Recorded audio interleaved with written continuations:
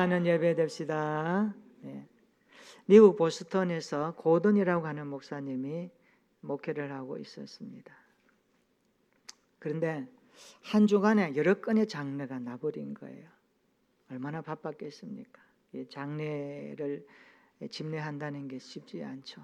그래서 열심히 장례를 다 집례하고 토요일 저녁에서야 자리에 앉아서 주일 설교를 준비하게 되었습니다. 너무 피곤한 몸으로 설교를 준비하다가 그만 잠이 들고 말았습니다. 잠든 사이에 꿈을 꾸었는데 꿈에도 설교를 준비하고 있었습니다. 저도 이런 경험이 많거든요. 목사들이 설교 준비하다가 또 꿈에도 막 설교가 준비가 안 돼가지고 주일날 강단에 서는 경우도 있어. 그러면 엄청 막 이렇게 겁나요. 걱정도 되고. 잠든 사이에 꿈을 꾸었는데 설교를 준비하고 있었습니다. 그런데 그 상황이 주일이 다가와 버린 거예요. 그래서 교회에 가니까 성도들이 벌써 자리에 가득 앉아 있고 목사님이 예배를 인도합니다. 설교하는 시간이 되었습니다. 열심히 설교를 했습니다. 그런데 이 앞에 처음 보는 한 분이 앉아 있었습니다. 앉아 있는 자세와 위엄이 보통 사람과는 달랐습니다. 목사님이 예배를 인도하면서 생각합니다. 예배 끝나고 내 저분을 꼭 한번 만나봐야 되겠다고. 설교 축도가 다 끝났습니다. 밖에 나가서 출입문에서 이제 나가는 성도들을 환대하고 또 이렇게 인사하고 있는데 한참 기다려도 앞에 앉아있던 그분이 나오지를 않습니다. 이상하다. 나올 때쯤 됐는데 안 나오는 거예요. 그 옆에 있는 집사님에게 물어봅니다. 집사님, 오늘 예배 중에 앞에 앉아있던 그분 언제 나갔습니까? 보지 못하셨습니까? 그러니까 그 집사님이 대답하는 말, 목사님, 그분 누군지 모르세요? 그분이 예수님입니다. 예수님이 나가시면서 쪽지 한 장을 주셨는데 다음 주일에 또 오겠다고 하시던데요. 이렇게 이야기를 하셔.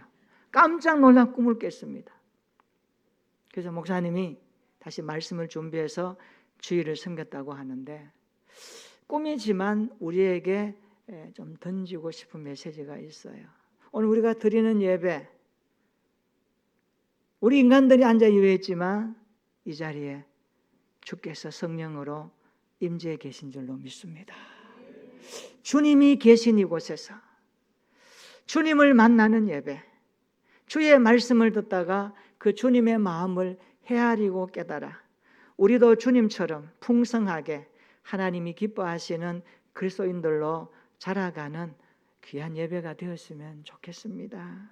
창세기 12장부터 보면 족장들의 이야기가 시작됩니다. 아브라함, 이삭, 야곱, 요셉의 이야기가 창세기 후반부를 장식합니다. 하나님은 창세기 12장에서 아브라함을 부르시죠. 부르시면서 세 가지를 약속합니다. 내가 너로 큰 민족을 이루겠다. 너의 이름을 창대하게 하겠다. 너를 통하여 모든 민족이 복을 받게 하겠다. 하나님이 말씀하십니다. 하나님의 말씀을 듣고 아브라함은 부르심을 따라 길을 떠나죠. 갈대아 우르를 떠납니다. 이 갈대아 우르는 종교와 우상의 도시입니다. 굉장히 발전한 도시입니다. 달의 신을 섬겼던 그 지역입니다. 아브라함이 하나님의 말씀을 따라서 그 땅을 떠나지요. 어디로 갑니까? 약속의 땅 가나안에 들어갑니다. 그런데 가나안에 들어갔더니만 기근이 생겼네요. 다시 애굽으로 피신합니다. 그 애굽에 갔을 때 사건 하나가 있죠. 아브라함이 아내를 누이라고 속였다가 죽을 뻔했습니다. 그리고 아브라함은 다시 가나안으로 돌아옵니다. 돌아와서 조카 롯과 함께 있다가 점점 풍성하게 그의 치는 양, 염소 풍성하니까 같이 있을 수가 없어서 나누어지게 되죠. 아브라함이 말합니다. 너가 우하면 내가 좌하리라. 너가 먼저 선택해라. 롯이 요단 땅 온 들에 그 풍성한 땅을 선택하고 아브라함과 헤어집니다. 아브라함은 헤브론에 장막을 옮기죠. 오늘 앞에 나오는 13장 18절 한번 보세요. 읽어볼까요? 그때 있었던 일을 이렇게 소개합니다. 창세기 13장 18절 한번 읽어봅니다. 시작. 이에 아브라함이 장막을 옮겨 헤브론에 있는 마므레 상소리 수풀에 이르러 거주하며 거기서 여호와를 위하여 제단을 쌓았더라. 아멘. 아브라함이 장막을 옮겨 헤브론에 거주한 지 얼마 되지 않아서 전쟁이 일어납니다. 여러분, 지금도 그렇지만 전쟁이 일어난다는 것은 굉장히 두려운 일입니다. 걱정스러운 일입니다. 두 다리 뻗고 잠잘 수 없는 상황입니다. 오늘 본문은 창세기 14장 1절부터 시작되는 본문입니다. 창세기 14장 1절에 보시면 거기에 엘람 왕 그돌라오멜과 그와 동맹한 왕들, 그러니까 그돌라오멜을 중심으로 한 동맹한 왕들이 가나안 지역의 5 왕들을 12년 동안 지배합니다. 힘으로 지배했겠죠. 그런데 가나안 지역의 이 5 왕들이 12년 동안 섬기다가 그돌라오멜을 배반합니다. 이것 봐라. 배반하는 거 어떻게 됩니까? 여러분, 창세기 14장 4절 한번 보세요. 이들이 12년 동안 그돌라오멜을 섬기다가 제13년에 배반한지라. 가나안 왕들이 반란을 일으켰다는 겁니다.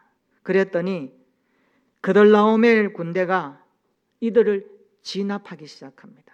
진압해야 되겠죠. 어떻게 됐을까요? 오늘 창세기 14장 11절과 12절 한번 읽어볼까요? 같이 한번 읽어봅니다. 창세기 14장 11절과 12절입니다. 시작. 내 왕이 소돔과 고모라의 모든 재물과 양식을 빼앗아가고 소돔에 거주하는 아브라함의 조카 롯도 사로잡고 그 재물까지 노략하여 갔더라. 여기 나오는 내 왕은 1절에 나오는 그돌라오멜과 동맹한 왕들을 말합니다. 가나안 지역의 5 왕이 그돌라오멜을 중심으로 한 그들을 12년 동안은 섬기다가 배반하니까 진압하는 거예요. 그돌라오멜을 중심한 네 왕이. 그래서 소돔과 고모라를 포함한 여러 도시를 다시 정복합니다. 자, 이 과정에서 소돔 왕도 포로로 끌려가고 같이 있던 롯도 포로로 잡혀가지요. 오늘 본문은 이렇게 시작합니다. 창세기 14장 13절 한번 읽어볼까요? 다 같이 시작. 도망한 자가 와서 히브리 사람 아브라함에게 알리니 그때에 아브라함이 아모리 족속 마므레의 상소리 수풀 근처에 거주하였더라. 마므레는 에스골의 형제요 또 아넬의 형제라. 이들은 아브라함과 동맹한 사람들이더라. 아멘. 여기 도망한 자가 나옵니다. 이름은 밝히지 않습니다. 이 도망한 자가 누굽니까? 그돌라오멜과 동맹한 연합군들이 소돔성을 공격할 때 롯과 함께 포로로 끌려가던 사람 중에 한 사람인데 이 사람이 필사적으로 도망 나옵니다. 탈출합니다. 그러니까 소돔 사람으로 보는 겁니다. 도망한 자가 와서 말합니다. 히브리 사람 아브라함에게 말합니다. 포로에서 탈출한 소돔 사람이 아브라함을 부를 때 히브리 사람이라고 언급합니다. 이 성경에서 히브리라는 단어가 여기에 처음 나옵니다. 처음 나오는 단어는 좀 주목할 필요가 있겠죠. 히브리라는 말은 일반적으로 가나안 쪽에 살던 사람들이 메소포타미아 땅에서 건너왔던 이 사람들을 부를 때에 지칭했던 단어가 바로 히브리인이라고 하는 단어의 명칭입니다. 왜 그렇게 불렀습니까? 아브라함을 비롯한 저 사람들은 오직 신앙을 위해서 건너왔던 사람이라는 것을 히브리 사람이라고 하는 단어에 함축적으로 포함시켰던 겁니다. 요약하면 이렇습니다. 히브리라고 하는 말은 신앙을 위해서 저쪽에서 건너왔다라는 의미를 담고 있습니다. 요즘도 우리가 이런 거죠. 히브리인, 헬라인, 이방인, 그리스도인, 성경에 많이 등장하는 역사적인 단어의 문맥 표현입니다. 오늘 우리가 이방인이었는데 그리스도인이 되었다는 말은 혈통적으로는 아브라함의 자손이 아닙니다. 그러나 영적으로는 예수 그리스도를 통하여 하나님의 자녀가 되었고 그들과 함께 하나님의 나라에 앉을 백성이 되었다는 것을 말할 때 그리스도인이라고 이름 붙이죠. 오늘 우리가 그리스도인 되었다는 것은 하나님의 아들 그리스도가 십자가에서 핏값으로 말미암아 우리의 죄값을 다 용서해 주시고 그것을 믿을 수 있는 구원의 선물을 주셔서 하나님의 자녀된 은혜가 임한 줄로 믿습니다. 이 믿음이 우리에게 얼마나 소중하기에 우리는 모일 때마다 감격적으로 예배드리며 기도할 때마다 예수의 이름으로 하나님 앞에 나가는 것입니다. 히브리라는 말은 신앙을 위해서 저쪽에서 건너왔던 사람입니다. 롯과 함께 포로로 잡혀가던 소돔 사람이 탈출에 성공합니다.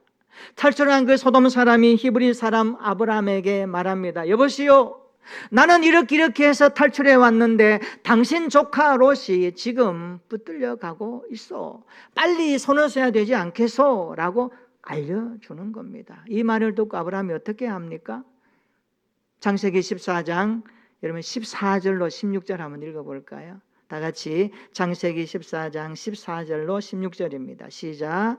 아브라함이 그의 조카가 사로잡혔음을 듣고 집에서 길리고 훈련된 자 318명을 거느리고 단까지 쫓아가서 그와 그의 가신들이 나뉘어 밤에 그들을 쳐부수고 다메섹 왼편 호바까지 쫓아가 모든 빼앗겼던 재물과 자기의 조카 롯과 그의 재물과 또 부녀와 친척을 다 찾아왔더라. 아멘.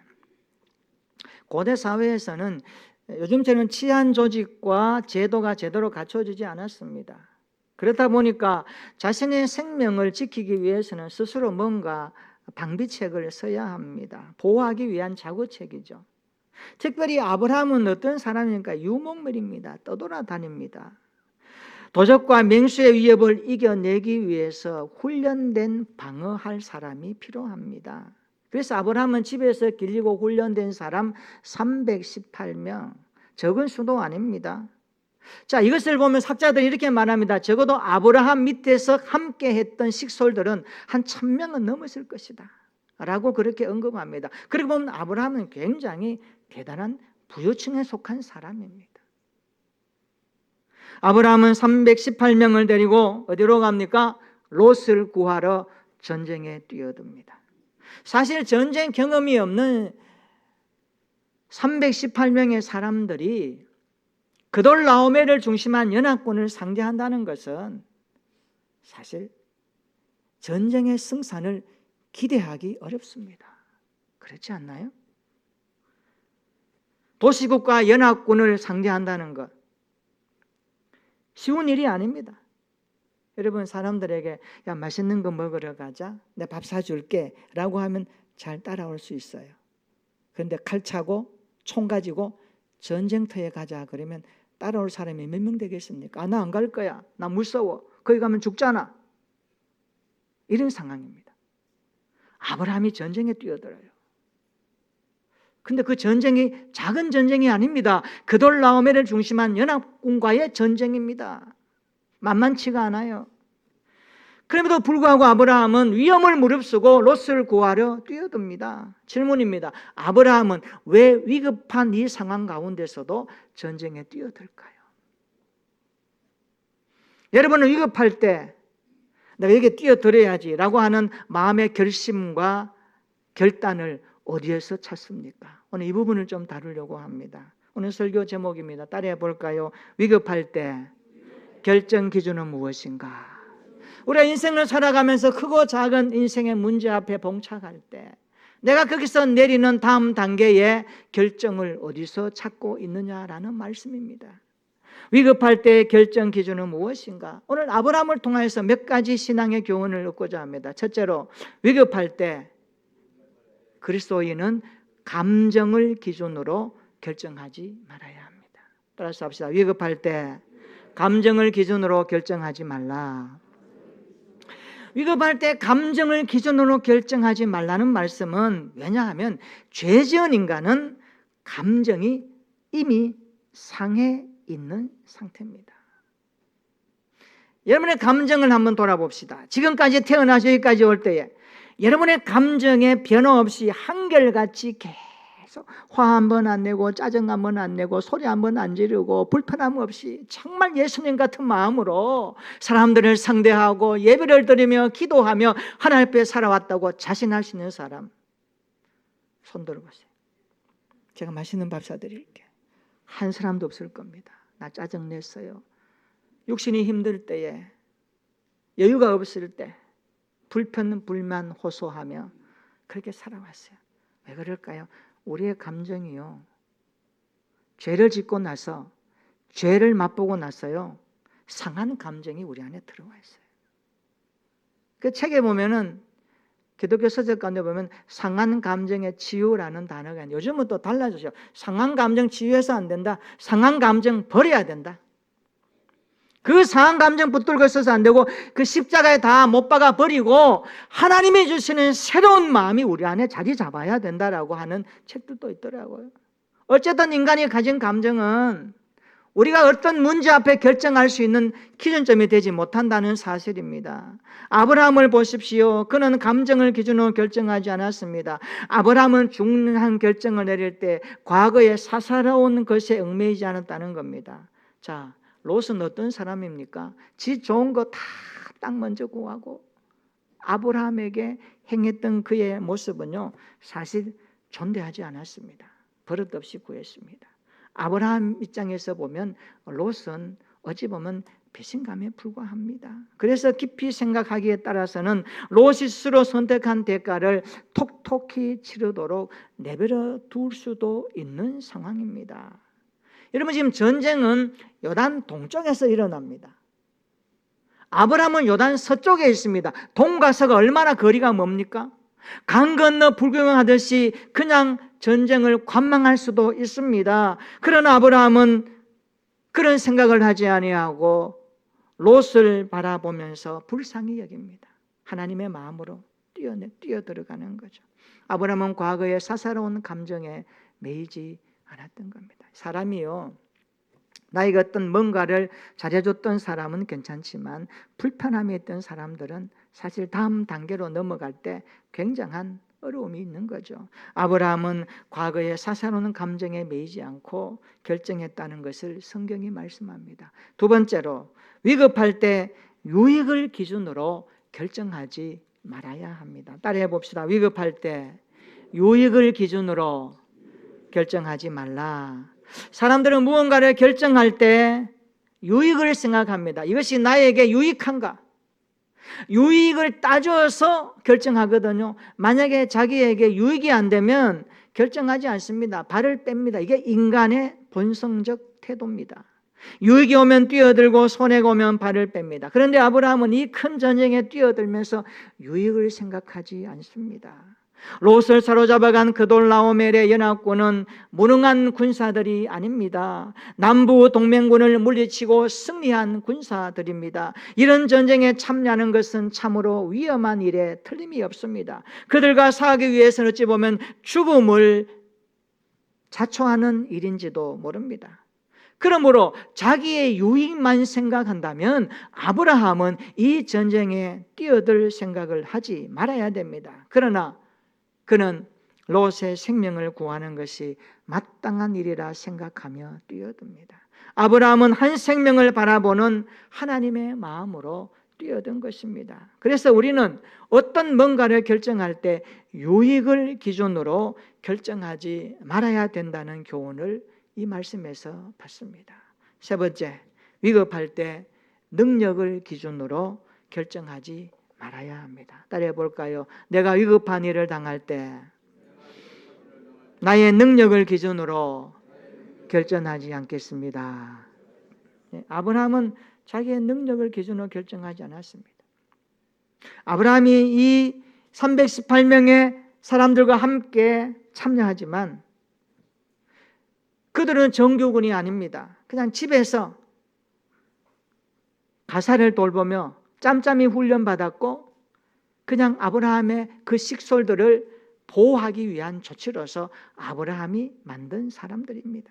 그러므로 그돌라오멜 진영과 맞서 싸운다는 것은 합리적으로 계산해 보면 아브라함의 군사보다 그돌라오멜 연합군의 군사가 더 숫자적으로 힘으로 더 강합니다.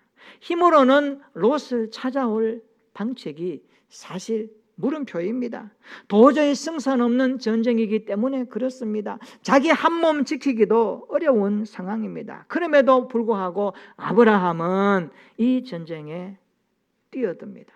결과는 어떻습니까? 승리했다라고 말합니다. 그런데 그 승리의 이유가 어디서 나왔습니까? 우리 출애굽기 창세기 14장 20절 한번 읽어볼까요? 자, 창세기 14장 20절입니다. 시작. 너희 대적을 내 손에 붙이신 지극히 높으신 하나님을 찬송할지로다 하매 아브라함이 그 얻은 것에서 10분의 1을 멜기세덱에게 주었더라. 아멘. 아브라함이 그돌라오멜과 연합군을 이기고 318명을 데리고 가서 이기고 롯을 구해서 돌아옵니다.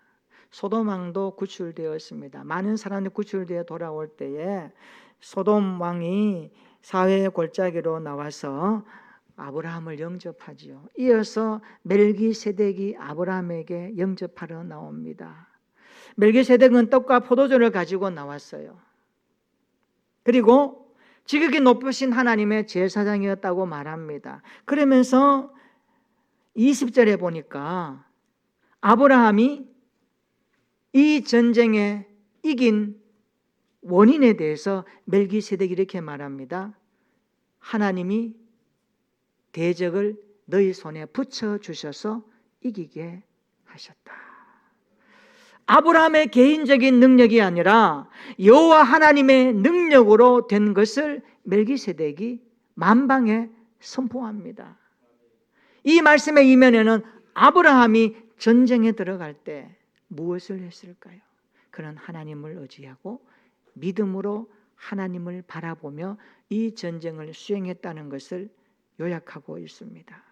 하나님께 속한 전쟁은 하나님이 감당하십니다. 오직 믿음으로 나가는 결단과 행동만이 이기는 삶의 모습입니다. 그래서 우리는 위급할 때 성도로서 무엇을 기준으로 결정해야 할까요? 오늘 주시는 교훈의 답은 이겁니다.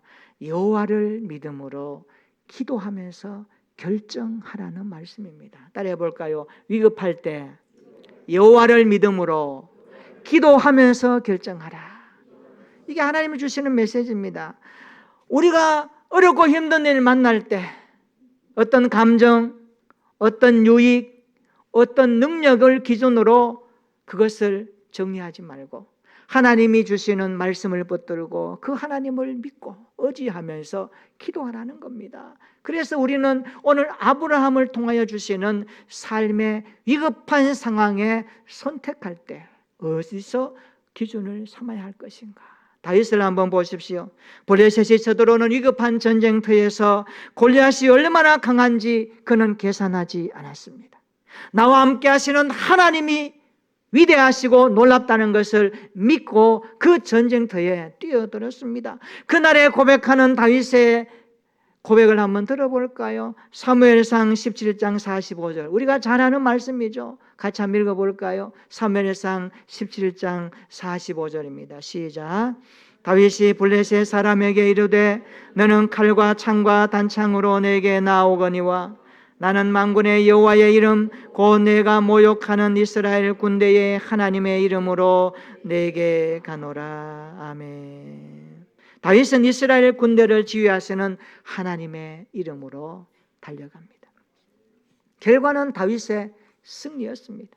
아브라함도 보십시오. 아브라함은 집에서 길리고 훈련된 자 318명을 거느리고 단까지 쫓아갑니다. 그리고 군사를 둘로 나누어서 밤에 기습으로 공격합니다.